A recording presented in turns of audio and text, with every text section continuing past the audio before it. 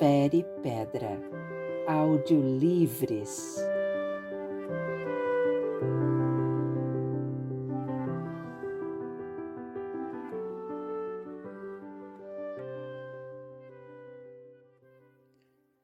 De repente, nas profundezas do bosque, de Amos Oz. Tradução do hebraico Dová Sender. Editora Seguinte. Áudio 3. 17. Depois de certa hesitação, Mate decidiu que seria melhor sentar e esperar por Maia ali, aos pés daquela rocha que lembrava um grande machado. Pois o que ocorreria se ele fosse procurá-la? E se enquanto isso ela voltasse por outro caminho? E se não o encontrasse, ela ainda poderia começar a vagar e procurar no bosque e se perder entre as colinas. E assim ficariam procurando um ao outro até que tudo escurecesse. Então sentou e apoiou as costas na pedra do machado e esperou. E ficou atento para captar qualquer murmúrio ou sussurro. Dali de cima, o bosque era uma trama escura, gigantesca, tecida de manchas verde luminoso, verde listrado, verde acinzentado, verde amarelado e verde escuro quase negro. Os olhos de Mate procuravam lá longe, lá embaixo, os telhados das casas da aldeia. Mas a aldeia havia desaparecido. Por um momento, Mate imaginou o pomar de Almon, o pescador. Na imaginação, também enxergou com nitidez a horta e até o espantalho entre os canteiros. E podia imaginar como o velho pescador passava por lá bem devagar, suspirando, mancando entre os canteiros em direção à sua mesa do lado de fora. Saudoso de Zito, seu cachorro, dos pintacilgos e dos peixes, e até dos cupins que roíam a noite inteira dentro dos móveis no seu quarto. Com certeza agora ele estaria gritando com o espantalho ou discutindo consigo mesmo enquanto andava. Com certeza ele não deixaria de dar a última palavra. Ficaria resmungando uma resposta qualquer por baixo do espesso bigode branco. E lá, não muito longe da mata, a professora Emanuela estaria sozinha, pendurando roupa na corda do quintal que fica atrás da sua choupana. Mate sabia, por fofocas, toda a aldeia sabia, que a professora Emanuela, uma mulher nada jovem, tentara durante anos atrair o coração dos homens da aldeia, solteiros ou casados, jovens e não jovens. Mas em toda a aldeia não encontrara um só homem que se interessasse por ela. Às vezes Mate também se incluía entre os zombadores, que puseram nela um apelido feio, Emabofélia. E eis que agora ele se arrependia por isso. A solidão e o desespero da professora Emanuela lhe pareciam tristes e até dolorosos. Quando pensava na ruela além da casa de seus pais, Mate imaginava como Danir, o consertador de telhados, e seus 2 ajudantes ficavam lá em cima de um dos telhados, batendo com os martelos e rindo por terem conseguido orquestrar os golpes dos 3 martelos no ritmo de uma marcha alegre. Imaginava também como Solina, a costureira, interrompia seu passeio e se inclinava sobre o carrinho do marido inválido, talvez para ajeitar os panos ou trocar fraldas molhadas, talvez só para acariciar sua cabeça coberta de cabelos brancos e ralos, enquanto Guinon, do fundo da sua doença do esquecimento, emitia balidos agudos, doídos, porque achava que era apenas um cordeiro e que sua mulher era a mãe ovelha que o amamentava. E talvez exatamente naquele momento, enquanto ele estava sentado imaginando a vida na aldeia, Lília, a padeira, mãe de Maia, poderia estar descendo o caminho que ia da sua padaria caseira até a única loja de alimentos que ficava na praça da aldeia.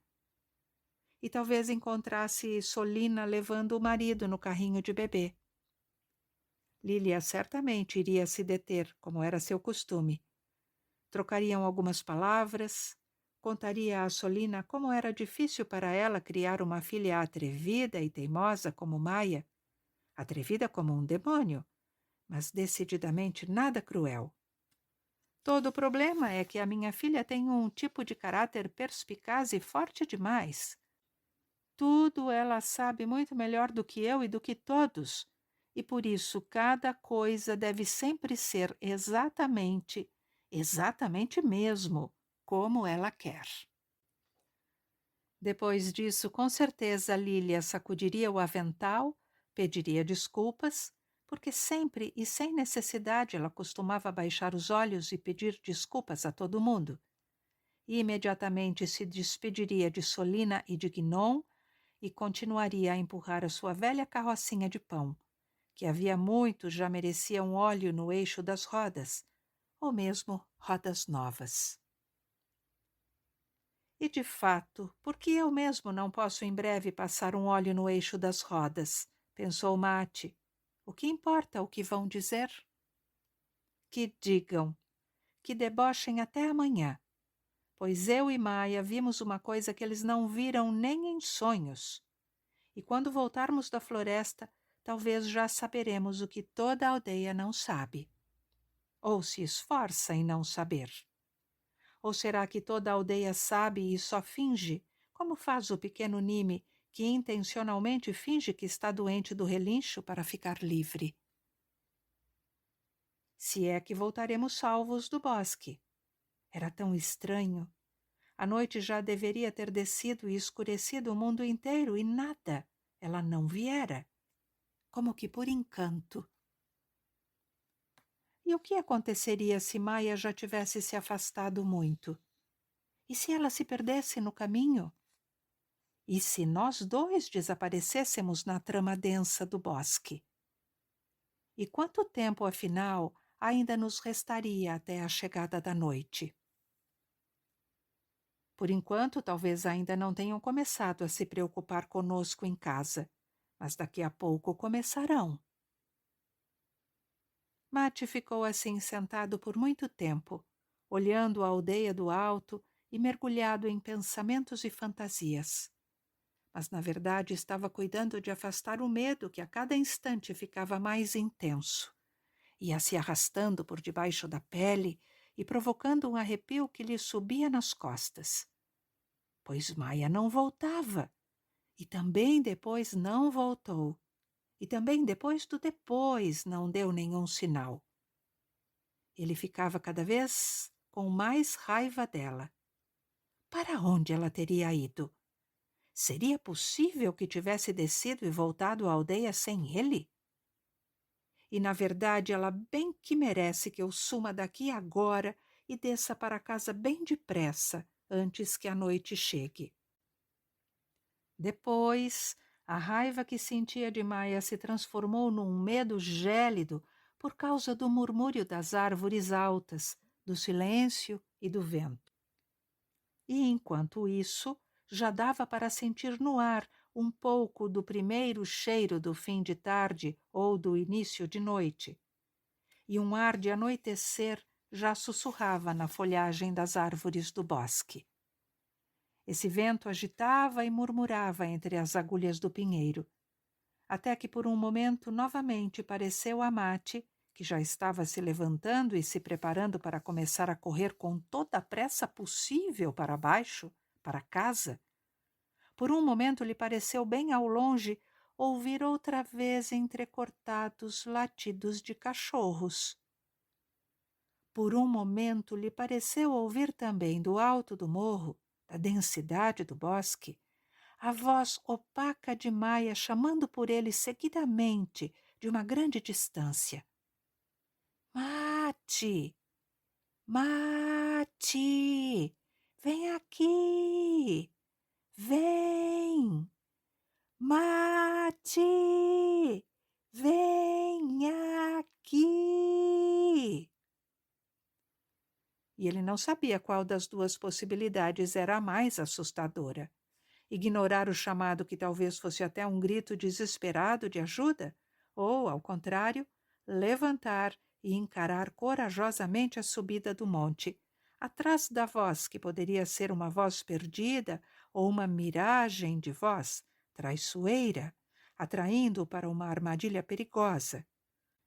Uma voz que não vem do alto do monte, mas somente de dentro da sua cabeça, do medo e do desespero que já começavam a perturbar seu coração e a pressionar sua respiração como se o sapato de um pé pesado lhe pisasse o peito.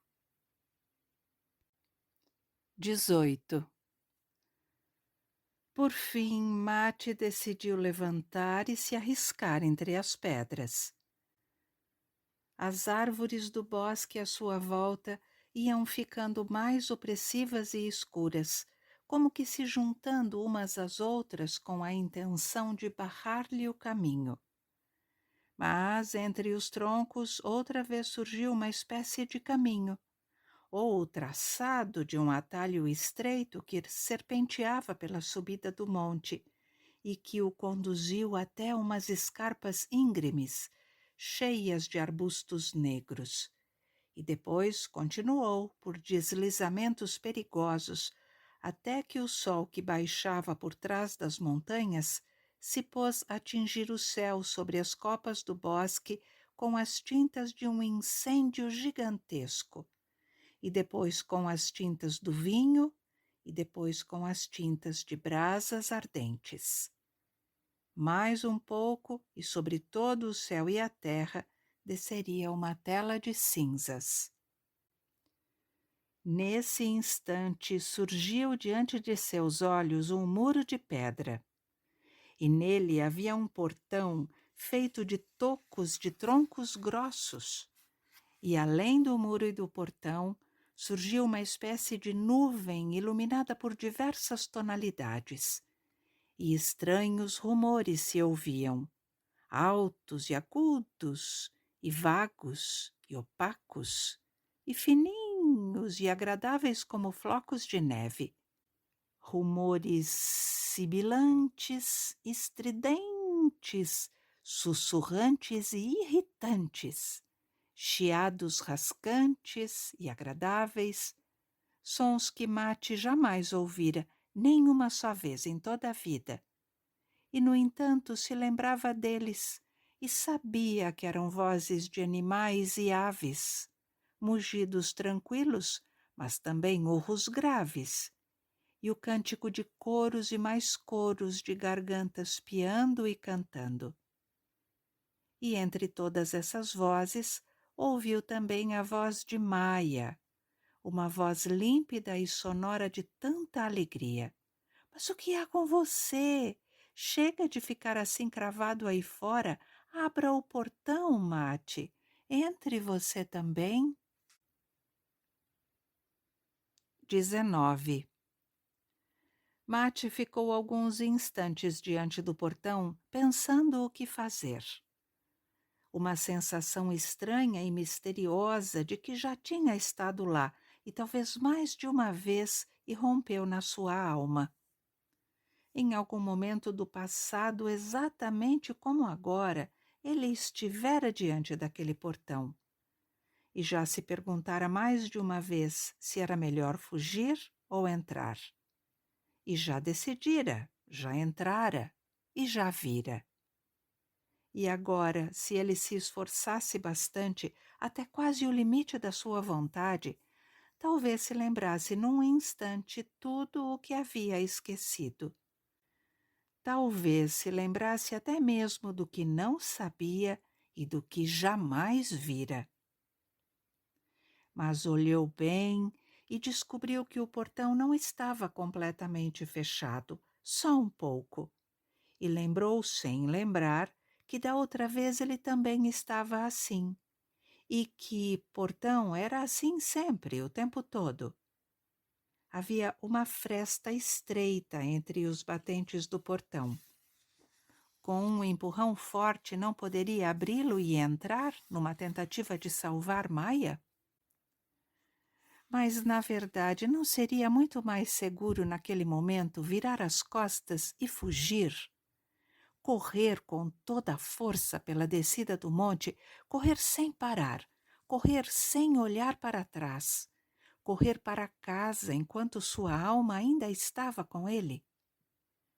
Correr e contar tudo aos pais, à professora Emanuela, a Danir, o consertador de telhados, aos guardas da aldeia, para que se organizassem e viessem rapidamente salvar Maia. Pois aquele era o palácio de Neri, o terrível feiticeiro das montanhas, claro. E Maia era mantida aprisionada entre os muros do palácio e estava perdida, pois você sozinho não poderá salvá-la. E se não fugir daqui exatamente neste momento, também estará perdido. O sol já está começando a baixar além daqueles muros e da serra florestada. E você, se não se apressar e correr para baixo, para casa, com toda a força das pernas, ficará parado aqui no escuro sozinho e com as mãos vazias diante do portão da fortaleza do demônio da montanha. E nunca, nunca mais voltará para casa. Mate se virou para correr em direção à descida do atalho, mas a voz de Maia o deteve. Maia saiu e parou entre os batentes do portão, abraçando com delicadeza junto ao peito uma bolota cinzenta, arredondada e estranha, e lhe disse baixinho: Venha, não tenha medo, Mate. Venha até mim. Venha olhar e você vai ver uma maravilha. Venha atrás de mim, Mate. Venha, Mate, não tenha medo. Venha ver como é bom aqui. 20. E quando se aproximou, Mate viu que entre os braços dela havia um gatinho vivo. Não a gravura de um gatinho, não um boneco, nem uma pelúcia com a forma de gato, mas um ser que estremecia, vivo, delicado, doce e tímido, que observava admirado Mate com 2 olhos redondos, as orelhas inclinadas para a frente com curiosidade e o focinho com o bigode tremendo um pouco, como se ele não fosse um gato, mas sim um filósofo ilustre e célebre. Um pensador importante, totalmente concentrado na tarefa de decifrar quem era aquele que chegara de repente e por que viera, e o que trouxera. E, principalmente, o que afinal estava acontecendo naquele mundo desconhecido além do portão. Mate se assustou e até recuou um pouco, porque conhecia gatos apenas de gravuras, e porque lhe pareceu que o corpo do gato se alarga e se encolhe, e de novo se alarga e volta a se esvaziar um pouco, sem parar, o que ele achou esquisito e até assustador. Nunca na vida tinha visto e também não imaginou que todas as criaturas vivas respirassem sem parar, aspirassem ar para dentro dos pulmões e então expirassem, aspirassem de novo, exatamente como nós. Mas Maia não desistiu e tomou a mão dele e afundou seus dedos assustados dentro do pelo macio do gato, uma vez e mais uma vez, até que os dedos de Mate se acalmaram do susto, e depois se acalmou a mão que acariciava e era acariciada. E se acalmaram seu braço, seu ombro e todo o seu corpo. E de repente ele sentiu que o toque no pelo do gato era muito agradável, e que também eram agradáveis os dedos de Maia, que seguravam e conduziam sua mão ao longo do dorso aveludado do gato. Como se os dedos dela produzissem e repassassem para ele leves vibrações prazerosas, vibrações quentes que fluíam da palma para o dorso da mão. E pela mão, esses fluxos agradáveis passavam e estremeciam o pelo do gato, que agora o observava diretamente com profunda inocência, com olhos redondos e cheios de espanto. E depois o gato fechou os olhos, e Mate também fechou os seus por um momento, e sentiu na ponta dos dedos as vibrações das ondas que pulsavam com suavidade no corpo do gatinho. E a criatura começou a esfregar, com um gemido de prazer baixinho e prolongado, suas bochechas e a testa contra a palma da mão que o acariciava. Os olhos do gatinho se arregalaram e de novo quase se fecharam, restando apenas duas frestas esverdeadas que espiavam Mate, dizendo: sim, assim. Continue, por favor, a me acariciar. Sim, pois é muito agradável para nós dois. Continue, sim. Assim, por favor, não pare. E de repente o gatinho deu uma piscadela para Mate, uma piscadela rápida, mas firme, uma piscadela de cumplicidade, como se insinuasse que ele entendia muito bem até que ponto seu pelo era agradável aos dedos que o acariciavam, e que entendia também até que ponto o atrito prazeroso que agora estava ocorrendo na palma da mão de Mate, que estava entre o pelo do gato e os dedos de Maia, até que ponto esse contato produzia em Mate um prazer com uma leve vertigem. Um prazer que ele jamais havia sentido, pois as pontas dos dedos de Maia roçando no dorso da sua mão e o calor do pelo suave, acariciado por ele seguidamente, criavam ondas contínuas de tremores e calafrios. O corpo de Mate foi relaxando, se enchendo de prazer, e com o relaxamento do corpo, também seus medos se acalmaram.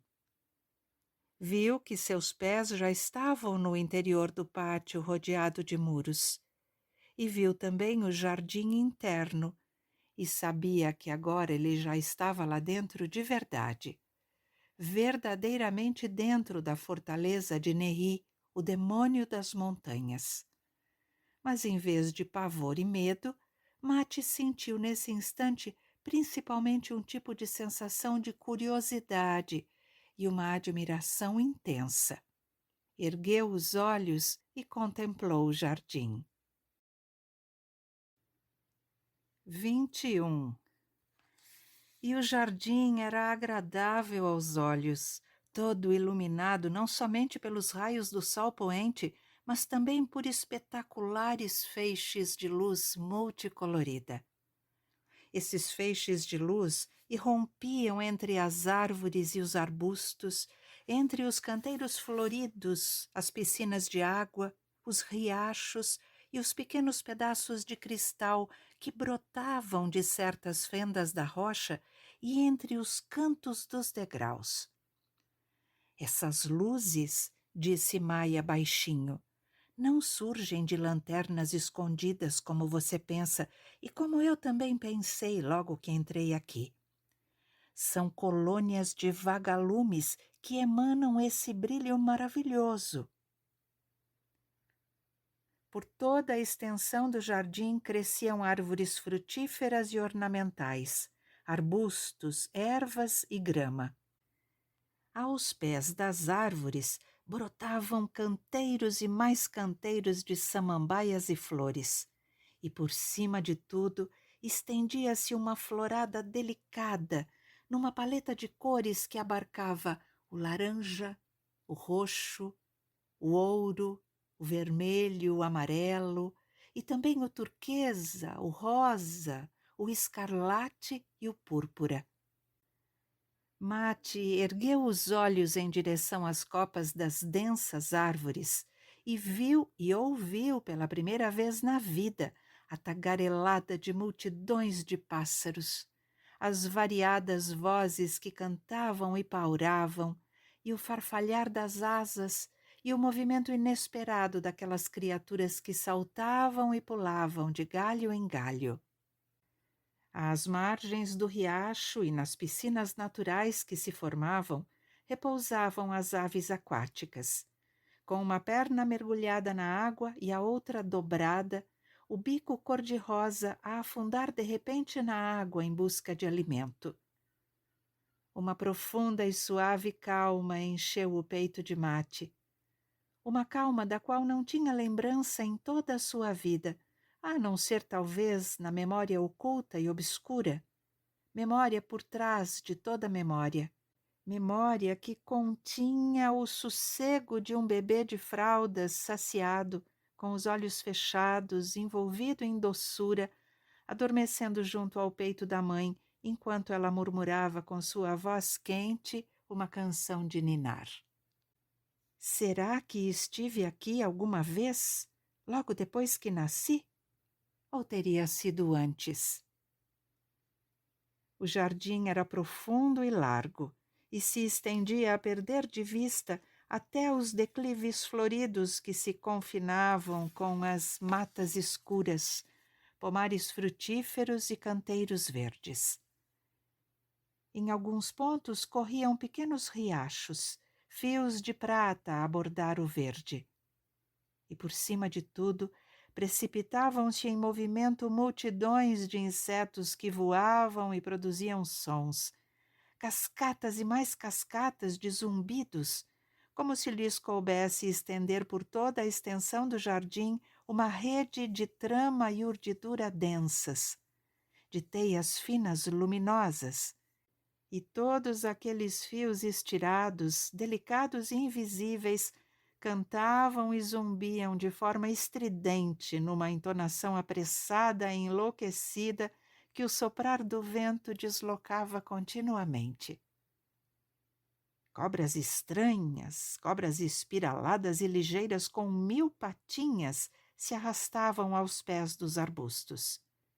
E grandes lagartos preguiçosos cochilavam de olhos abertos.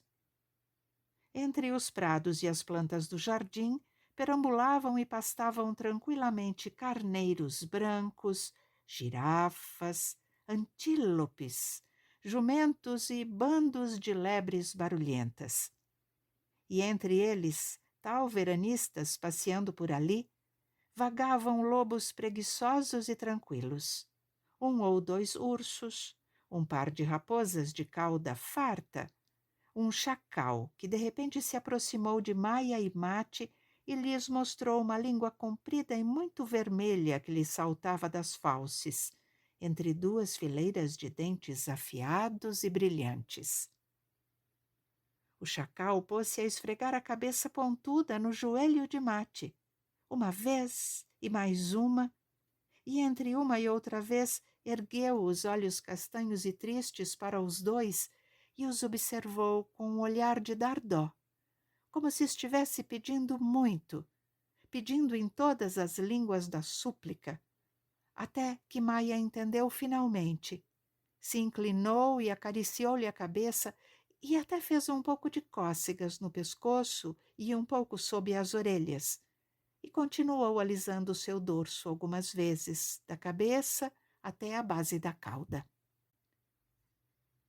Depois, Maia e Mate passaram por 4 ou 5 tigres cansados que repousavam largados, observando com olhos verdes e imóveis a profunda calma da tarde, com a cabeça apoiada sobre as patas. Por um momento, os tigres trouxeram à lembrança de Mate o velho pescador Almon, cuja cabeça cansada caía e repousava sobre o braço, por sobre as folhas do caderno. Dorme, não dorme, à tardinha, sentado sozinho junto à mesa que ficava na horta. Uma espécie de saudade amargou por um instante o coração de Mate. Uma vontade repentina de sentar no banco de Almon e começar a contar-lhe sobre isso tudo, descrever-lhe cada detalhe, ou melhor, trazer o Almon para cá, para cima, para que visse tudo isso com os próprios olhos, que apalpasse com seus velhos dedos, E Mate também quis trazer Solina junto com seu marido bebê. E Danir, com seus 2 rapazes consertadores de telhado. E Nime, mostrar tudo isso a todos, a toda a aldeia, aos seus pais, às suas irmãs mais velhas, à professora Emanuela, e observar bem os seus rostos quando olhassem e vissem o jardim pela primeira vez. E eis que se aproximou deles uma vaca lenta, de cabeça erguida e muito nobre, uma vaca cheia de importância, adornada com manchas pretas e brancas. Chegava sem pressa, se balançando devagar, respeitável, cheia de autoestima. E ela passou lentamente entre os tigres que cochilavam, movendo a cabeça de cima para baixo 2 ou 3 vezes, como se decididamente não estivesse surpresa, nem um pouco surpresa, ao contrário. Todos os seus cálculos tinham dado certo e todas as suas suposições se realizaram exata e definitivamente. E agora ela confirmava, fazendo que sim com a cabeça, de tanta satisfação por sua certeza e também porque ela de fato concordava consigo mesma, definitivamente e sempre, sem sombra de dúvida. 22. Mate e Maia devoravam com os olhos aquelas maravilhas todas e não conseguiam desviar o olhar, fascinados com os crocodilos e suas couraças quadriculadas na margem da piscina, com os macacos, esquilos e papagaios em festa, a fazer travessuras entre os galhos das árvores que ofereciam beleza e das árvores que ofereciam frutos. E o bater de asas dos pardais e o arrulhar dos pombos difundiam uma suavidade por toda a extensão do jardim, nos riachos, nos prados, nas copas das árvores. Tudo estava envolto por uma cobertura de profunda, quente e ampla tranquilidade. Uma tranquilidade de um outro mundo. E por que é tão claro para mim que já estive aqui? Como isso é possível, afinal? Tão completo, tão límpido e calmo era o sossego da noite que ia descendo sobre aquele jardim de maravilhas, que Maia e Mate não se deram conta de um homem, nem jovem, nem alto, as costas um pouco encurvadas, a cabeça descoberta, o rosto bronzeado com sulcos de rugas quadriculadas, estranhas e complicadas, e o cabelo já quase completamente prateado sobre os ombros. Ele estava ali, apoiado tranquilamente num tronco áspero. O homem estava sozinho no alto do jardim e observava os dois com um sorriso sutil, um sorriso um pouco amargo e vago, como se seus pensamentos estivessem ora aqui, ora em outros lugares. Os ombros do homem eram meio encurvados, um ombro um pouco mais baixo do que o outro, e as rudes palmas das mãos estavam caídas e enfraquecidas junto ao corpo, como após um longo e exaustivo trabalho físico. Seu rosto tímido não era exatamente bonito, mas sua expressão era de cautela e embaraço, como se lhe fosse cômodo que Mate e Maia não tivessem reparado nele. Como se sentisse um pouco de vergonha diante deles.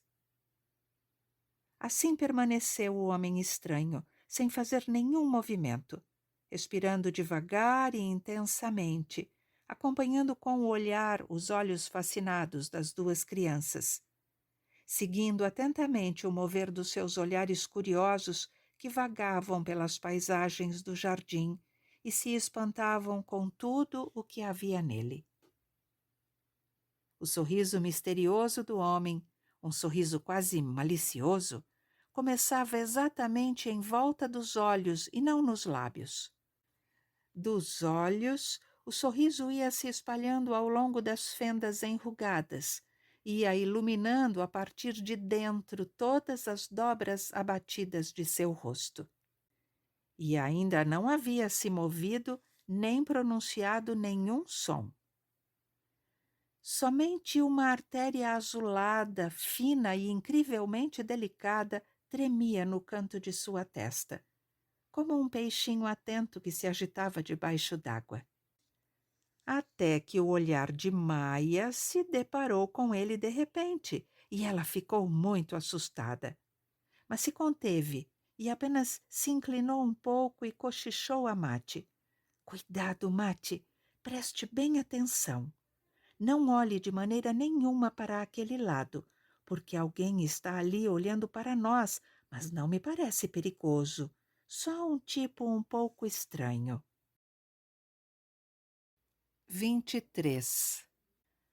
Um pouco estranho. O homem repetiu com seu sorriso desconfiado as palavras que Maia segredou no ouvido de Mate. Pois era exatamente assim que falavam de mim há muitos anos, quando eu era apenas uma criança. Ele é um pouco esquisito, diziam, e entortavam a boca com expressão de deboche e aversão. E às vezes diziam: olhem, vejam, chegou o retardado. Foi assim durante muitos anos, antes de vocês nascerem, quando seus pais tinham a idade de vocês, mais ou menos. E eu queria exatamente ser como eles. Me esforcei muito todos os dias para ser como todos os outros. Mais ainda, como todos os outros de todos os outros. Porém, quanto mais eu me esforçava, mais eles me desprezavam. O homem estranho começou a se aproximar deles. Deu alguns passos e pareceu hesitar. Mudou de ideia e parou nos pés da figueira. Talvez temesse amedrontá-los e fazê-los recuar. Ou talvez ele mesmo tivesse tido dificuldade de se aproximar. Mas, ao ver que as crianças não fugiam dele e permaneciam no mesmo lugar, a observá-lo, apenas se aproximavam um do outro, encurtando a distância que havia entre eles. O homem baixou os olhos em direção à grama e disse com voz sorridente: Que bom que vocês vieram! E acrescentou: Tem suco de romã, querem? Com gelo raspadinho, querem? Mate disse baixinho: Cuidado, Maia. Não toque nesses utensílios de madeira, não dá para saber. Talvez seja perigoso beber nisso. Mas Maia misturou o suco de romã e o gelo numa xícara de madeira oca, bebeu, riu, enxugou a boca com o dorso da mão e disse: Eu sou Maia e esse é Mate. Mate está com medo de que você seja um feiticeiro. Você é feiticeiro? E depois disse: Beba você também, Mate. Prove. É frio e gostoso. Você não vai ficar com a doença do relincho, não tenha medo. Observe como todas as criaturas que estão aqui não têm medo desse homem. E Mate não disse nada. Só tomou o braço de Maia e tentou puxá-la para trás. Mas Maia decididamente não concordou em ser puxada para trás e soltou o braço num movimento brusco e rápido. E também não disse nenhuma palavra. De repente, da garganta do homem estranho, saíram alguns sons baixos, desarticulados, sons que não pareciam palavras. E então, sobre seus ombros e sua cabeça, e também sobre a cabeça e os ombros de Mate e Maia, pousou um grupo de beija-flores entusiasmados e tagarelas, dourados e verdes e turquesa, com manchas azuis celestes. Enquanto os pássaros sobrevoavam o homem e seus convidados, o estranho continuou a contar às crianças como, havia muitos anos, quando ainda era menino, os garotos da sua idade sempre fugiam dele. Pois em toda a sala de aula ou grupo, disse o homem, há um assim, não desejado. Alguém diferente que insiste em correr atrás do grupo de crianças onde quer que elas estejam. e sempre fica a uma distância de alguns passos atrás dos demais, constrangido e envergonhado, invulnerável às ofensas e gozações, ansiando desesperadamente por ser aceito, poder pertencer, e para tanto está disposto a fazer tudo, servir como escudeiro, escravo deles, disposto até a se fazer de tonto para ser engraçado, disposto a ser palhaço e alvo de zombarias. Que dele debochem o quanto quiserem, que até mesmo o maltratem um pouco, não importa. Ele entrega a eles gratuitamente seu coração rejeitado. Mas o grupo simplesmente não está interessado nele. E sem nenhum motivo em particular. Não querem e pronto. E é isso. E que suma logo da nossa frente o quanto antes. Assim. Pois ele não é como nós e não serve para nós. Que vá embora e pronto, porque na verdade ninguém precisa dele aqui. Maia disse: entre nós também tem um assim, Nime, o potro. E Mate disse: não, Nime é outra coisa. Nime simplesmente tem relincho. Todos se afastam dele porque é de fato perigoso ficar perto de quem adoeceu do relincho. E se inclinou na direção de Maia e acrescentou, cochichando: daqui a pouco vai escurecer, Maia. Precisamos imediatamente tentar escapar daqui. Maia disse: escapar? Mas o portão está aberto e ninguém nos detém aqui. Você pode ir se por acaso estiver com pressa. Eu fico por aqui. Ainda tenho um monte de coisas para ver. E o homem disse: agora sentem-se os dois aqui nessa pedra. Tomem mais suco de romã ou suco de figos com gelo. E não tenha medo, Mate, da escuridão que está se aproximando. Hoje o escuro vai atrasar, para que possamos continuar conversando. Mas, por favor, não se assustem com ele, pois ele se ofende um pouco quando se assustam com a sua presença. Essa ratazana é muito, muito velha, quase surda. Por vocês, ela fez um esforço e saiu de dentro do seu sossego só para farejá-los. Sentem-se um momento em silêncio e deixem, por favor, que ela os fareje. Observem como suas orelhas e suas patas são delicadas e como o nariz cor-de-rosa treme em homenagem a vocês com movimentos sutis, rápidas pulsações de um coração emocionado. O cheiro de vocês, pelo visto, lhe traz lembranças anteriores ao nascimento de seus pais. Mate desviou o olhar da velha ratazana e observou o homem, e novamente olhou para a ratazana. E de novo teve a sensação vaga de lembrança. Enfim, já estive aqui. Tudo isso já aconteceu. Estive aqui e esqueci tudo. E mesmo agora não consigo lembrar de maneira nenhuma o que de fato aconteceu. Mas decididamente me lembro que esqueci. Esse homem, na verdade, me parece um pouco solitário. Ou será que é só impressão? Será que está armando alguma coisa? Pois de perto, Mate julgou discernir no rosto enrugado do homem certo brilho fugaz de malícia, de trama oculta. Isso justamente no momento em que ele sorria e dizia que hoje o escuro vai atrasar para que possamos continuar conversando.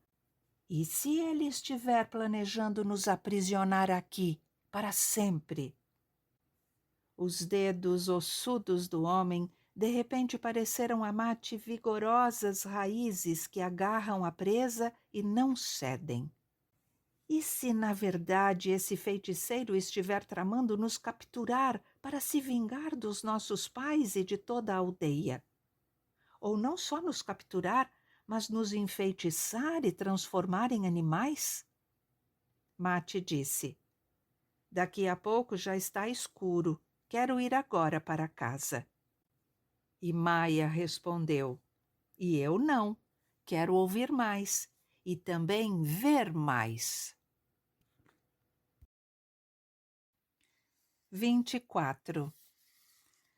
E depois o homem contou que quando tinha 10 anos e meio, mais ou menos, desistiu da companhia das crianças da sua idade e também dos adultos, e passou a ficar todos os dias com os gatos e os cachorros, tanto que aprendeu a entender e até a falar cachorrês, gatês e cavalês.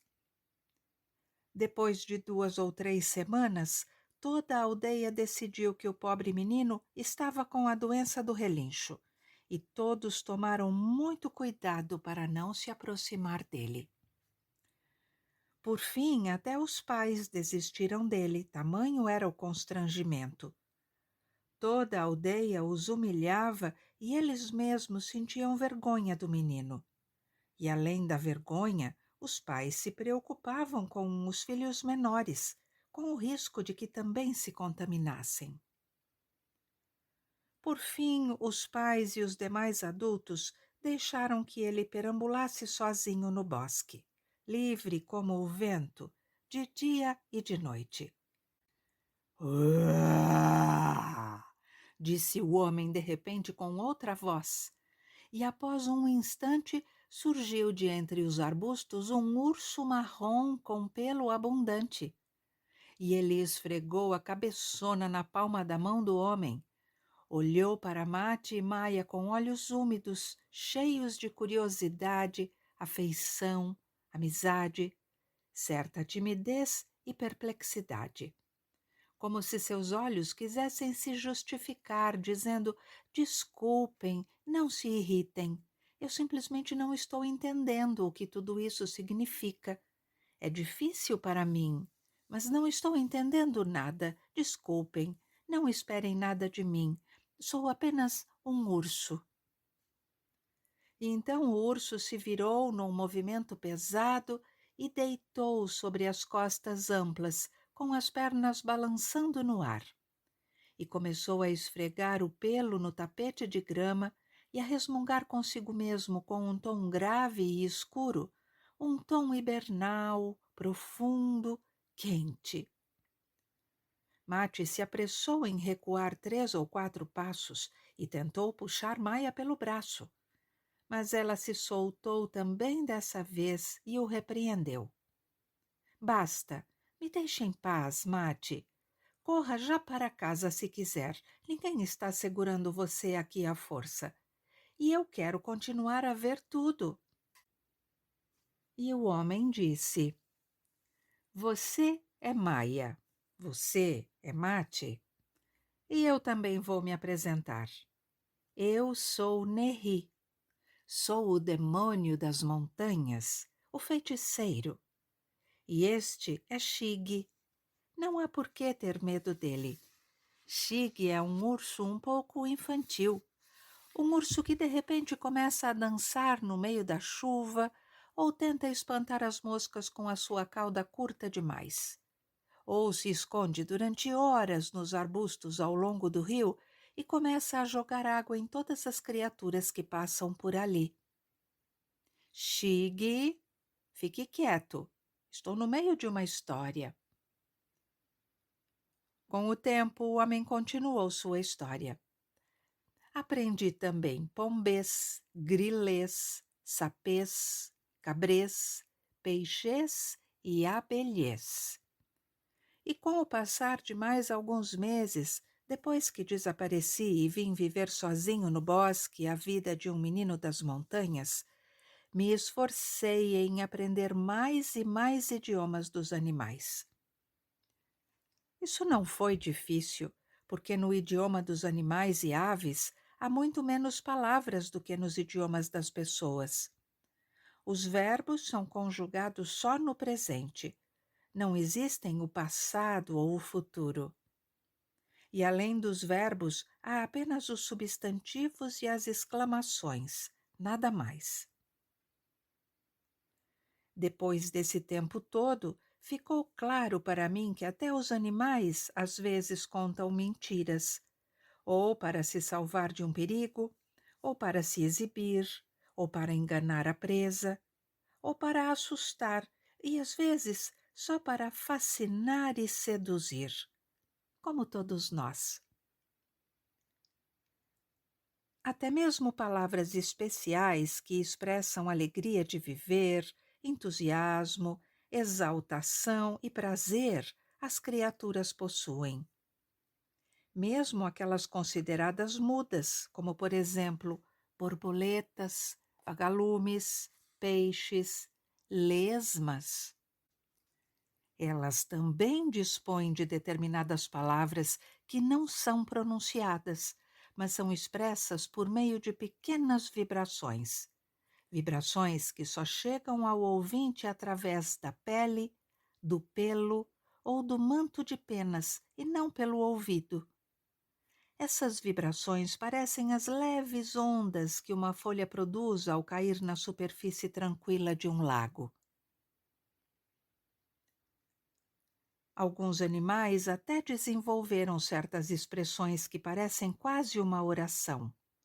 São palavras especiais de agradecimento pela luz do sol e outras em louvor aos ventos que sopram, às chuvas, à terra, à vegetação, à luz, ao calor, ao alimento, aos aromas e à água.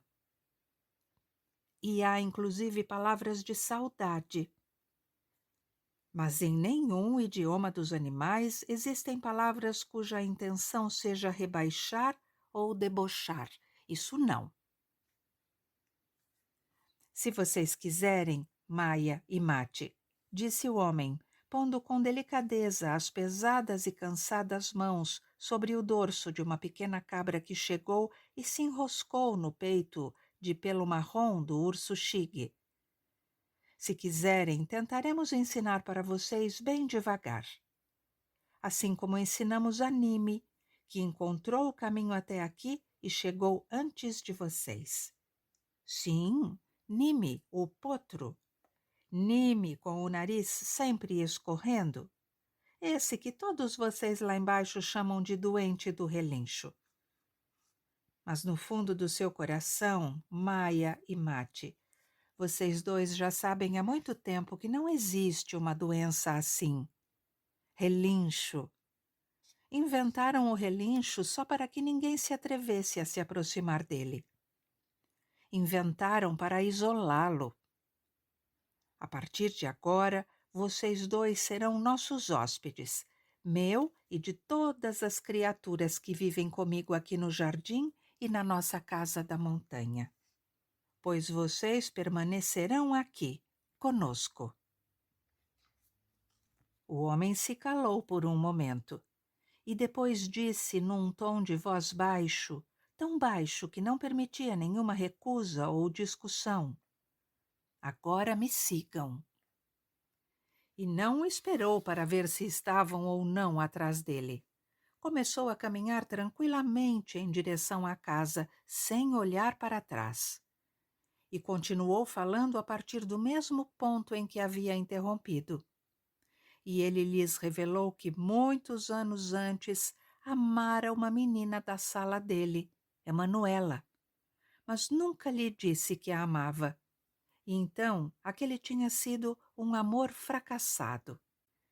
E também não revelou o segredo do seu amor a ninguém, porque temia que redobrassem a torrente de humilhações, o desprezo e o deboche, se soubessem do seu amor secreto. Quando Mate, Maia, o urso Xigue e a pequena cabra Cissa entraram na casa atrás do homem, as crianças constataram que, na verdade, não era palácio nenhum, mas um cômodo grande e largo, de pé direito alto, um aposento aquecido, porque era feito de toras de madeira crua e comportava poucos móveis, simples e indispensáveis. Móveis cerrados de troncos de madeira e de galhos fortes, ainda envoltos em crostas ásperas. E assim, numa noite de inverno, continuou o homem após convidar Maia e Mate a se sentar ao lado de uma mesa de espessas tábuas, uma mesa um pouco tosca. E depois que o urso e a cabra se enroscaram um no peito do outro e adormeceram embaixo da mesa. E então, numa noite de chuva e neblina, ele fugiu da aldeia e também de casa. No início, se escondeu nos bosques das redondezas e depois achou um lugar na montanha entre os animais. Todos o amavam e o ajudavam e tomavam conta dele. Muitos deles haviam sido molestados lá embaixo, até mesmo maltratados. Assim, naquela noite de chuva e neblina, subimos todos numa longa caravana em direção aos bosques da montanha, disse o homem, porque os animais preferiram vir morar comigo aqui. Agora me acompanhem até a janela e conheçam o lugar onde vocês ficarão a partir de hoje. Aqui crescem todos os tipos de frutas deliciosas. E nesse riacho jorra água gelada tão transparente quanto o som de uma flauta nas montanhas. E ali está uma pequena piscina, onde daqui a pouco vocês dois poderão tirar a roupa e entrar. Não se envergonhem um do outro. Aqui entre nós não há nenhuma vergonha em ficar sem roupa. Todos nós estamos sempre completamente nus por baixo das roupas, só que nos acostumaram desde pequenos a ter vergonha de tudo que é verdadeiro e a louvar tudo que é falso. E nos acostumaram a só nos alegrarmos com o que temos, se o que temos for só nosso e de mais ninguém. E pior do que isso, nos acostumaram desde a infância a nos agarrarmos a todo tipo de ideias venenosas que começam sempre com as palavras. Mas todo mundo... O homem sorriu com tristeza e refletiu um pouco sobre isso. Mas aqui entre nós, a única vergonha é debochar. E de repente acrescentou num outro tom de voz, mais escuro e mais sombrio. Por vezes, isto é, quase toda a noite, eu acordo e desço para me vingar um pouquinho deles na escuridão, para apavorá-los até a morte. Brilhando de repente como um esqueleto no vidro da janela deles após o apagar das luzes, ou rangendo o assoalho e estremecendo as vigas dos telhados para provocar-lhes pesadelos. Ou os acordando, cobertos de suor frio, para que pensem que se contaminaram com o relincho. E um ou outro ano também atraio crianças para cá, como Nime, o potro, ou como vocês. 25. Maia hesitou um pouco antes de lhe fazer algumas perguntas. Mas por que, na verdade, você decidiu ir embora e fugir? Por que, afinal, não tentou fazer pelo menos um amigo ou dois, ou amiga? Como não pensou que, no mínimo, valia a pena tentar modificar alguma coisa? Ou modificar-se? Será que você nunca teve a curiosidade de tentar entender o que exatamente atraía sobre você todo o deboche deles? Por que tinha de ser exatamente você? São muitas perguntas? Não. Minha mãe sempre se irrita comigo. Por que você fica perguntando o tempo todo? Chega com isso. Cada pergunta sua acrescenta mais uma rachadura nas paredes da choupana.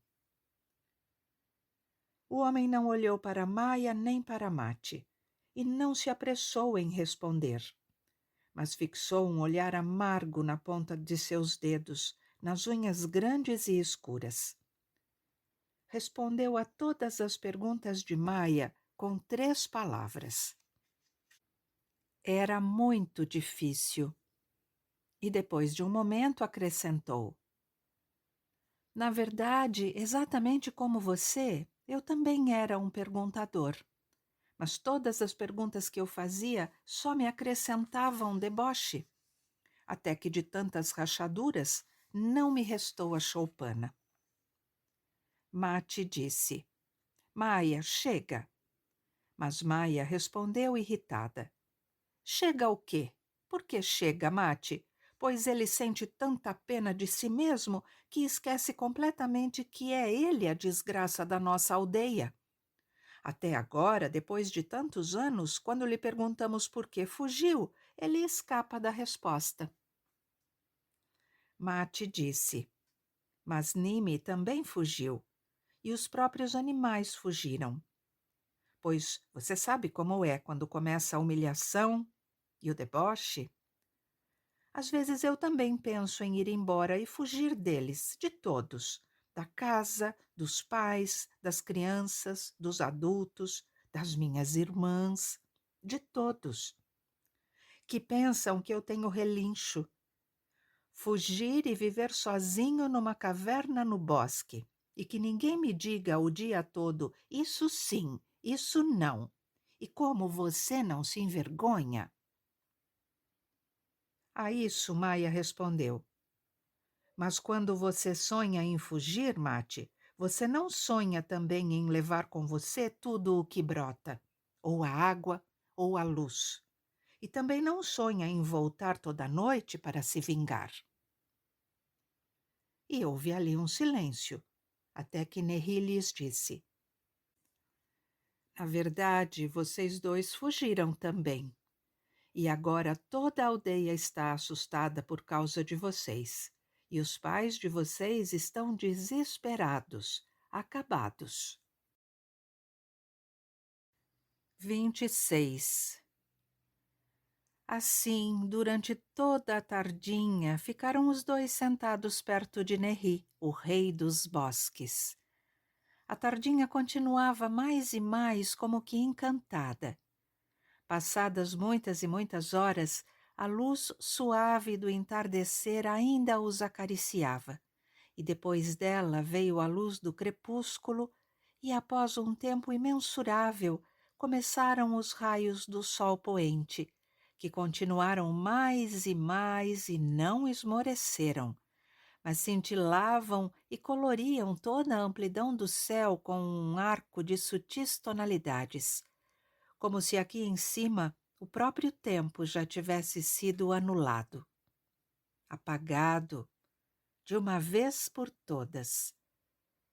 De dentro, como já foi dito, ficou evidente que aquilo não era mesmo uma fortaleza, mas só uma construção baixa, feita com troncos de madeira grossa, toda cercada pelo jardim. Mate e Maia passearam pelo jardim e novamente voltaram para a casa. Comeram, beberam e conversaram. Mais uma vez saíram para brincar com os animais e aves, répteis e larvas no jardim. Porque Nerri, vendo o que os havia assustado, apressou-se em agradá-los e até serviu-lhes frutas suculentas como jamais haviam provado na vida. Lentamente a luz ia diminuindo, mas a escuridão ainda demorava. A própria tardinha rondava, indo e voltando, e soprava devagar de canteiro em canteiro entre os caminhos do jardim. Uma tardinha hesitante, que não queria ficar e não queria acabar. Não era dia nem noite.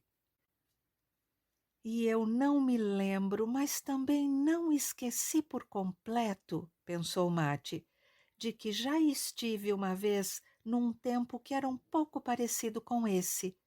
Um tempo que não era dia e não era noite, nem luz, nem ausência de luz. E no fundo não era exatamente um tempo, mas ao contrário, uma espécie de véu suave que me cercava e envolvia. Em sonho, em uma doença, quando eu era pequeno, no torpor de uma febre alta, quando eu ainda mamava, ou ainda antes disso, antes de ter nascido. Neri, quando ainda era o menino Neman, cuidava sempre de todos os animais e se preocupava em alimentá-los, e zelava até pelas moscas, formigas e peixes do rio, quando ainda tinha 4 ou 5 anos. E também por isso eles te perturbavam na aldeia, disse Maia. Maia não disse essas palavras em tom de pergunta, mas com convicção. E Mate disse: até agora eles ainda não se esqueceram disso, mas também não se lembram. Talvez devesse haver mais uma palavra especial que incluísse o lembrar e o esquecer. Às vezes ocorre que um dos pais de repente imita para os filhos certas vozes de animais e aves. Mas passado um instante, esse pai se arrepende e se corrige, apressando-se em esclarecer que todos os animais são, no final das contas, lendas. E logo dá um suspiro, porque a professora Emanuela fica provocando em nós uma grande confusão com todos esses pássaros que ela tem na sua pobre cabeça. Quando Mate disse que faltava uma palavra que incluísse o lembrar e o esquecer, Maia pensou na mãe, Lília, que no final do dia espalhava migalhas para pássaros que não existiam e jogava pedaços de pão no rio para peixes que desapareceram havia muito tempo. Agora o fim do dia estava se aproximando, e exatamente agora sua mãe estaria parada sozinha na margem do rio. E daqui a pouco eles vão começar de fato a se preocupar muito conosco. Ou será que lá embaixo já haviam se passado dias e noites e mais dias, o sol nascendo, se pondo e nascendo, e todos já desistiram de nós, e só aqui o tempo parou? E o próprio rio, pensou Maia, esse rio nunca descansa, corre dias e noites, se insinua entre os pátios da aldeia e flui adiante com teimosia para o vale, correndo e borbulhando no declive com espuma branca nas margens, como se estivesse fugindo de nós, avante, para baixo, para vales tranquilos, se detendo por um momento em nossa aldeia, só para amaldiçoá-la. Maia disse: daqui a pouco precisaremos voltar. Eles vão se preocupar conosco lá. Pensarão que aconteceu uma desgraça? Mate disse: só mais um pouco, só depois da história dele. E o homem sugeriu: pediremos à escuridão que se detenha mais. Faz tempo que já combinamos com a tardinha que esta será uma tardinha lenta. 27. Maia disse: mas você nos fez uma coisa terrível levando embora todos os animais. Você levou até os animais que nunca tinham sofrido nenhuma crueldade. Levou até os animais que eram amados por nós e que gostavam de fazer parte da casa, como o cachorro de Almon, a gata de Emanuela com seus 3 filhotes. O rapto dos animais, na minha opinião, foi um ato muito mais cruel do que o deboche que você sofreu. E você, quando decidiu se vingar, não parou nem por um instante para se perguntar de quem afinal estava se vingando. Dos que debocharam? Dos que maltrataram os animais? Ou justamente de Almon, de Solina, da minha mãe e de Emanuela? E você ainda nos vem dizer que a amava? Neman ergueu os ombros como se tentasse enfiar entre eles o pescoço e a cabeça. Como se de repente tivesse ficado feio diante das crianças. E as palmas das suas mãos começaram a cair e a procurar alguma coisa, como se estivessem suplicando que fossem liberadas de serem palmas das mãos, que as escondessem, que as deixassem fugir do seu dono e não retornar nunca mais. E quando Maia citou o nome de Emanuela, surgiu de repente nos cantos da boca de Neri um tipo de sorriso irônico que parecia infeliz e também um pouco abatido, uma expressão que indicava um mau coração e, apesar disso, que suplicava por um pouco de compaixão. Enfim, vocês não estão bem aqui? O homem se ofendeu repentinamente. Não vão querer ficar? Está bem, podem ir. Não me importa. Vão logo, pois não estou sozinho aqui. Podem ir, não faz mal. Podem ir. Se eu quisesse mesmo me vingar, poderia deixar vocês aqui comigo para sempre. Ou pelo menos poderia contestar as perguntas que vocês me fizeram com algumas perguntas ainda mais difíceis. Por que, por exemplo, todos vocês permitem que seus pais os silenciem sempre que vocês tentam esclarecer o que aconteceu exatamente, antes ainda do seu nascimento? Por que vocês sempre concordam que eles mudem de assunto e falem de outras coisas? Será que vocês não queriam de fato esclarecer e saber? Será que vocês também tinham medo de saber? Porque era mais fácil deixar que eles mentissem para vocês e não pusessem sobre os seus ombros jovens todos os segredos dos pais? Não somente vocês dois, mas todas as crianças da aldeia. É bem cômodo para vocês que a vergonha e a culpa dos pais permaneçam com eles e não manchem também vocês, não é? Não? Ou talvez vocês tenham intuído qual era a verdade, mas se assustaram muito com a própria intuição. Pois, se a intuição revela a verdade, então, de hoje em diante, será definitivamente proibido atormentar e debochar. E como viveremos e nos divertiremos sem às vezes humilhar alguém? Sem maltratar um pouco, sem desprezar, sem pisar às vezes nos outros. Maia disse: É isso aí. Veja, Neri, agora é você que está debochando. E até está gostando, não é? 28. De tanta solidão, Neman aprendeu a falar com os animais nos seus idiomas. Passados alguns anos, quando toda a aldeia começou a considerá-lo doente do relincho e a se afastar dele, e a atirar pedaços de telha e pedras, ele encontrou uma caverna nas montanhas e passou a viver sozinho, se nutrindo de cogumelos e frutos do bosque. De vez em quando, à noite, esperava que todos se fechassem dentro de casa e então descia para vagar, como uma sombra, pelas ruelas da aldeia escura. E ele às vezes ainda desce, até hoje, na escuridão. Descia só quando todos já estavam fechados atrás das venezianas de ferro e atrás dos seus cadeados de ferro. Descia e perambulava pela aldeia, porque na montanha era um pouco triste, apesar do amor pelos animais e apesar de todas as maravilhas do lugar. Na escuridão das noites sem lua, ele circulava indo e vindo pelas ruelas vazias.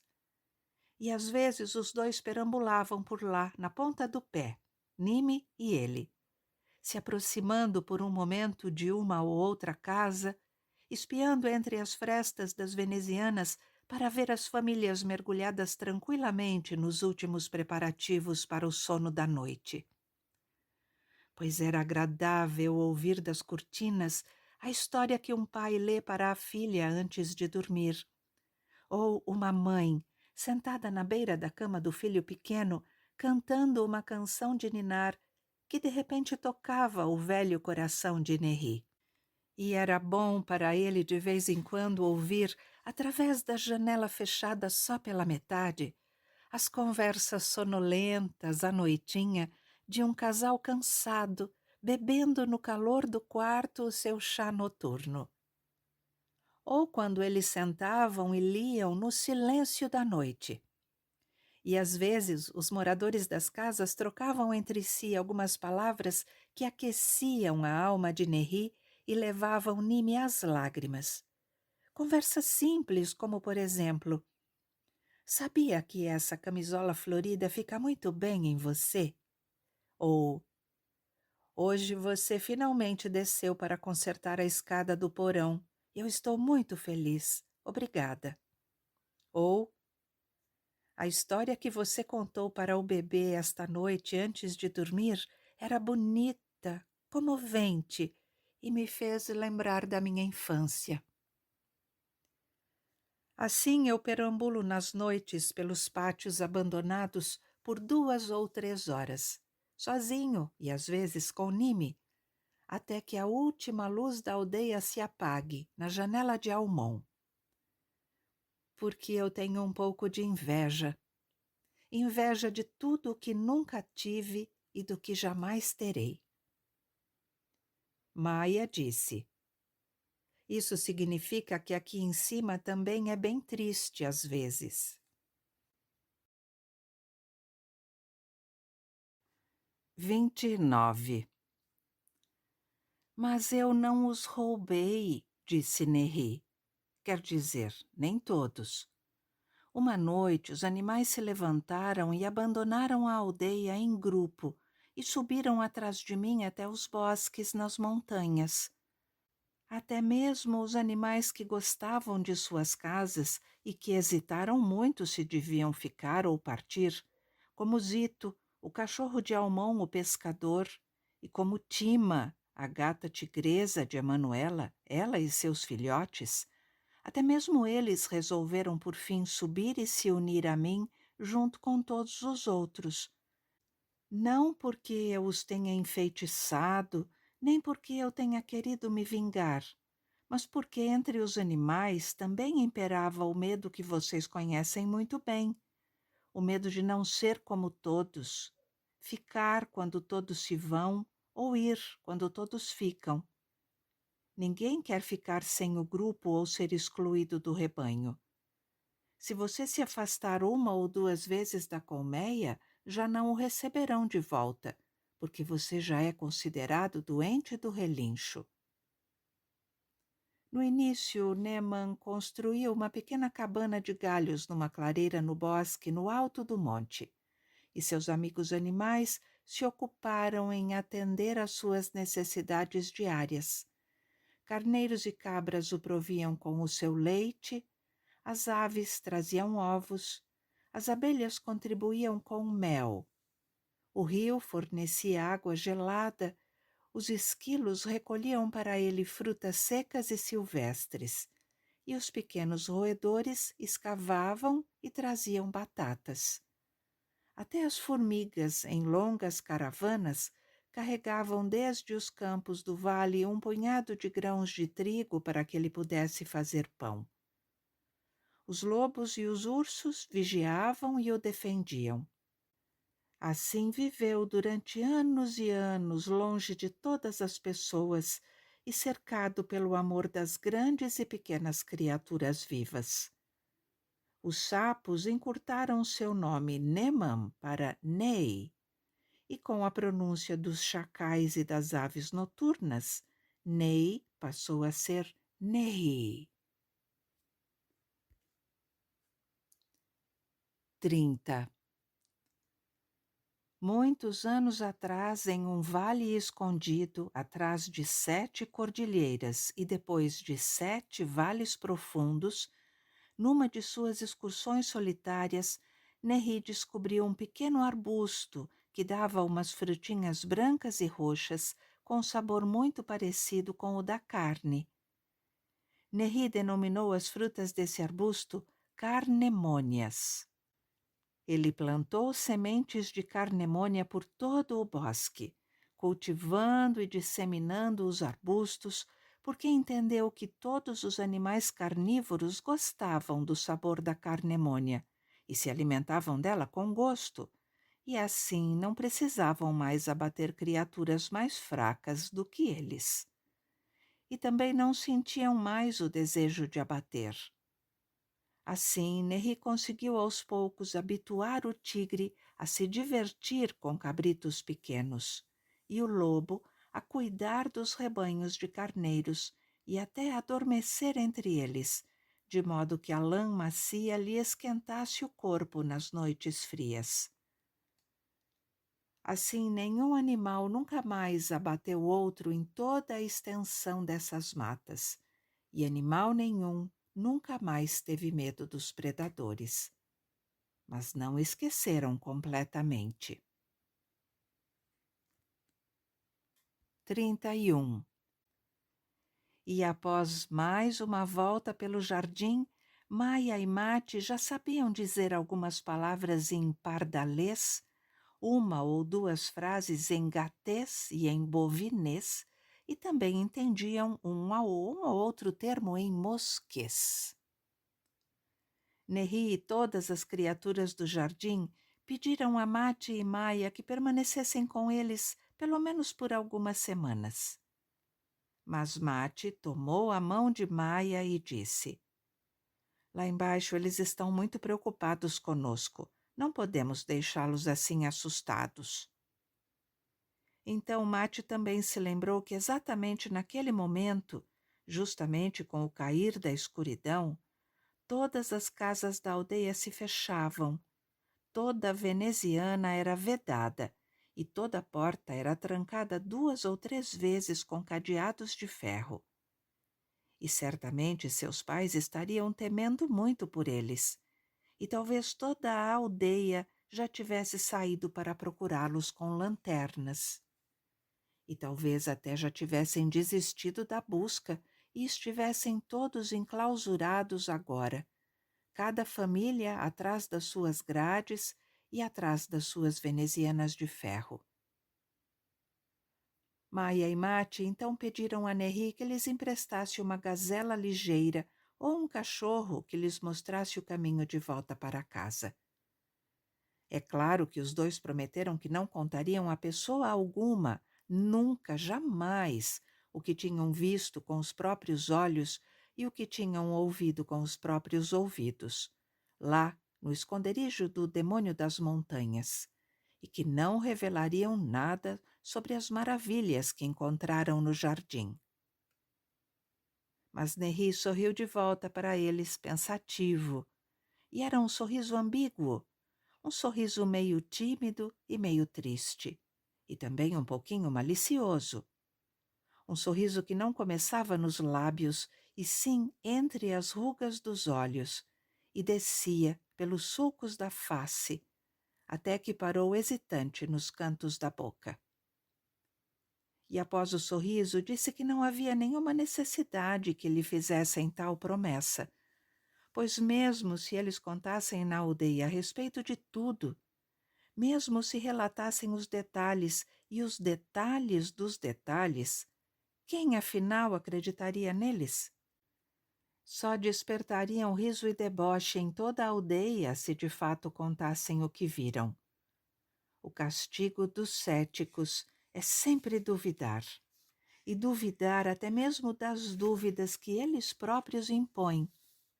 E o castigo dos desconfiados é suspeitar de tudo, dia e noite, suspeitar até de si mesmos e das próprias suspeitas.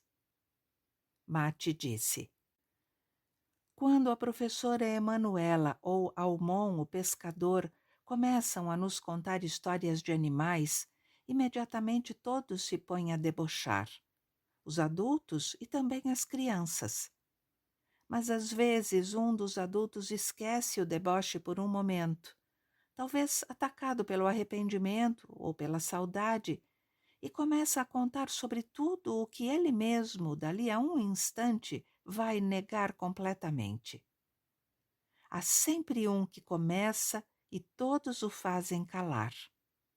Mas a cada vez é uma pessoa diferente que começa.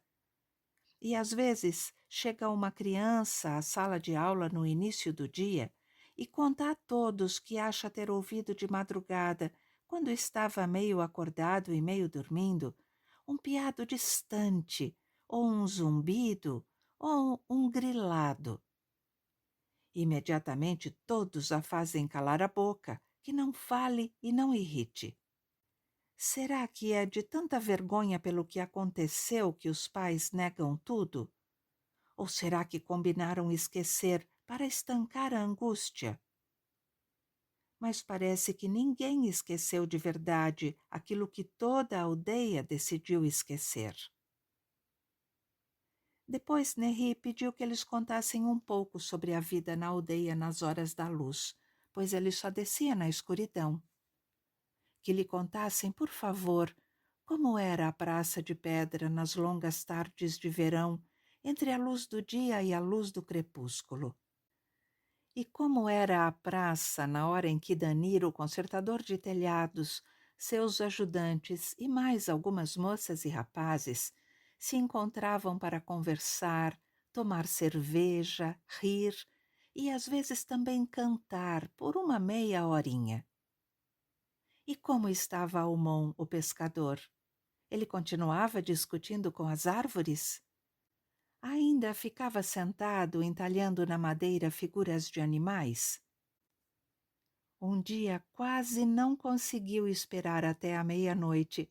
Tanto queria descer à luz do dia e ficar na horta 1 ou 2 horas com os braços estendidos em cruz, afastar o espantalho e se fantasiar ele mesmo de espantalho, pois Almon já estava quase cego, talvez nem percebesse a diferença.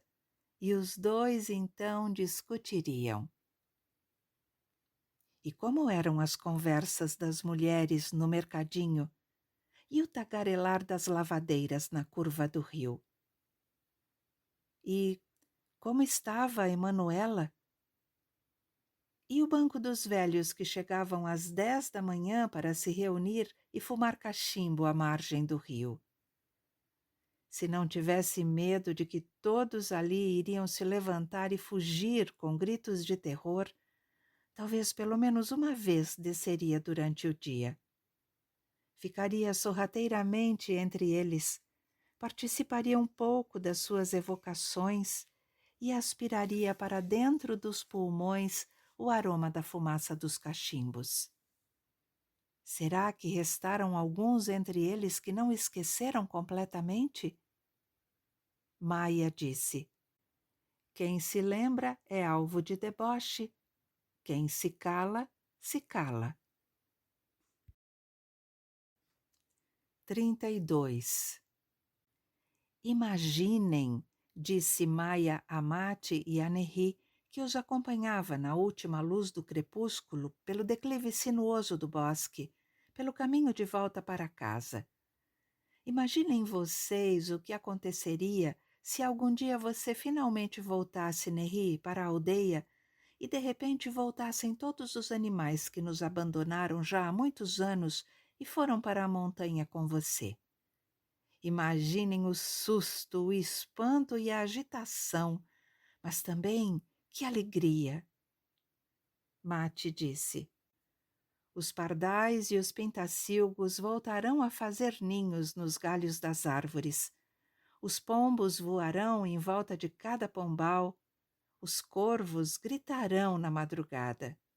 E todos os pátios da aldeia terão consertado seus estábulos velhos, os galinheiros demolidos, as estrebarias, os currais, os galpões e os apriscos do rebanho. E os cachorros novamente latirão entre nós nos pátios e nas trilhas de terra, e em volta das colmeias zumbirão enxames de abelhas. Maia disse: e o velho Almon poderá novamente sentar com seu amado cachorro à margem da correnteza e conversar com os peixes que voltarão ao rio, e até mesmo seu velho espantalho, em vez de ficar discutindo o dia todo com Almon, vai finalmente começar a implicar com pássaros verdadeiros. Mate disse: e Solina, a costureira, poderá dar ao marido Guinon um gatinho só dele de presente, ou talvez até um cabrito, ou esquilo. Maia disse: minha mãe, a padeira, caminhará pelas ruelas da aldeia rodeada por uma nuvem de pássaros e distribuirá migalhas a todos eles. E Emanuela acenará para ela da sua varanda numa saudação. E talvez, Neri, se você voltar, talvez, quem sabe... Neri ouvia em silêncio todas essas palavras. Uma pequena veia ou artéria azulada latejava no canto da sua testa, como se lá estivesse pulsando o coração rápido de um pintinho. Mas, do fundo do seu silêncio, com uma voz sombria, uma voz baixa, interior e acolhedora como uma cozinha morna numa noite de inverno, disse: E se eles debocharem de novo, ou me maltratarem? E o que acontecerá se de repente despertar em mim outra vez o desejo de machucar e prejudicar para me vingar de todos? E após um momento acrescentou: E o que acontecerá se os grandes e ricos camponeses, esses cujos pais estudaram comigo na sala da professora Rafaela, a mãe da professora Emanuela, o que acontecerá se eles começarem outra vez a bater nos cachorros com o bastão e a açoitar os cavalos com chicotes de couro e a envenenar os gatos de rua e a afogar os ratos em tonéis de água e se de novo tornarem a sair com suas espingardas para matar gazelas, corças e raposas para comerciar suas peles? E armar todo tipo de armadilhas para as lebres e para os gansos selvagens. E se de novo estenderem suas redes para pescar os peixes do rio? Desceram por mais 5 ou 6 curvas do caminho que escurecia na penumbra das copas das árvores do bosque.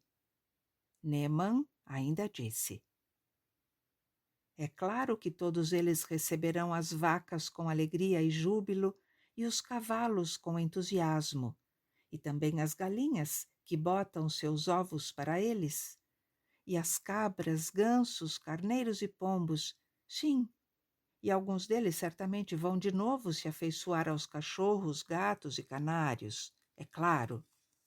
Mas o que farão as ratazanas e aos vermes? O que acontecerá aos carrapatos, mosquitos e aranhas da casa? O que acontecerá a Nimi e a mim? 33. E quando chegaram no fim do bosque, num ponto de onde já se avistavam as primeiras casas da aldeia, Neri lhes disse: Eis que a noite já está chegando. Estarão aflitos por vocês lá embaixo. Voltem os dois para casa e, se quiserem, podem vir de vez em quando ao nosso esconderijo nas montanhas. Podem ficar conosco por algumas horas, ou um dia inteiro, ou mais. E por enquanto, só tomem muito cuidado, por favor, os dois, para não se contaminarem com a doença do desprezo e do deboche. Ao contrário, lentamente procurem curar seus amigos, pelo menos alguns deles, dessas doenças. Falem com eles. Falem também com os ofensores e até com os malvados, com todos que se comprazem em prejudicar. Falem, por favor, com todos os que estiverem dispostos a ouvir. Tentem falar até mesmo com quem debocha de vocês e os despreza. Não liguem, continuem tentando dizer mais e mais. Até que um dia pode ser que ocorra uma mudança nas almas, e então nós desceremos do monte. E quem sabe nascerá em nós um novo coração, em todas as criaturas, pessoas, animais e aves, e todos os carnívoros se habituarão a comer carnemônias em vez de caçar. Até que possamos também nós, eu e todos os meus amigos, e até Nimi, o potro, sair da densidão do bosque e voltar à aldeia, e viver os dias da nossa vida nas casas, pátios, campos, pastos e às margens do rio. O meu desejo de vingança ruirá e se soltará de mim como a pele seca de uma cobra. E nós poderemos trabalhar, amar, passear, cantar, brincar e conversar sem devorar e sem sermos devorados, e também sem debochar um do outro. Agora vocês dois vão em paz e não esqueçam, até quando vocês crescerem e se tornarem pessoas adultas e talvez também pais de seus filhos, não esqueçam. Uma boa noite para vocês, Maia e Mate. Boa noite para os dois. Quando o bosque escureceu e Maia e Mate desceram de mãos dadas e foram se aproximando das luzes da aldeia, Mate disse a Maia: é preciso contar a Almon, é preciso contar a Emanuela, é preciso contar a Danir. Maia disse: não apenas a eles, Mate, nós precisaremos contar a todos, a minha mãe, aos velhos, a seus pais, e isso não será fácil para nós. E Mate: dirão que nós dois nos contaminamos do relincho. Maia disse: é preciso também encontrar Nime, é preciso resgatá-lo. E Mate disse: amanhã.